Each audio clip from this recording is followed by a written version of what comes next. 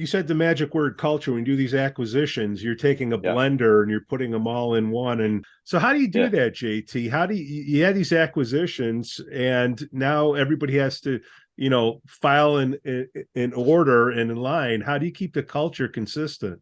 If someone can figure that out and give me the playbook on it, that'd be tremendous. Look, I have some magic beans for you. Yes, send them over after the 100th time of trying. Maybe we'll get it right. Right. Look, I think Harvard in our organization, we've done an excellent job at bringing these organizations together. And then excellent equals you go bump in the night every single night, working on ensuring that, again, back to ensuring people know where you're going.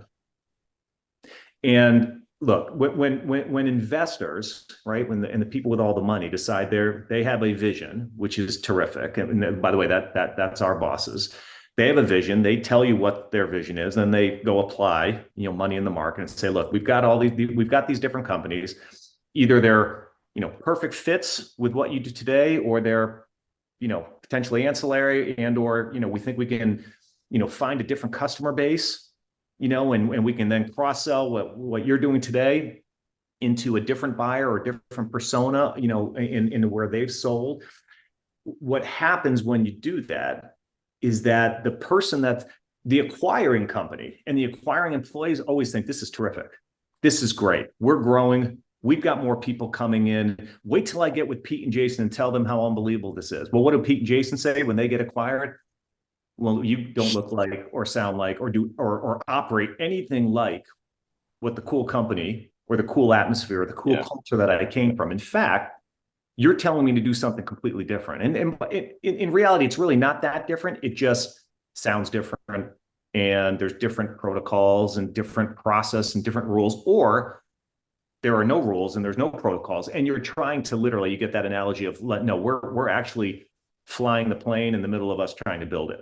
Values and mission statements should guide a company. No, Pete, I think you said something important too, which is those things can guide an organization. They can guide people the right way, but you have to connect with people. And so if we're getting acquired and somehow we believe we're getting screwed, then that's a leadership issue where you're like, well, we didn't really explain or weren't transparent about the value that is there, because nobody does something just to do it. There's value in a place. And so you got to communicate that.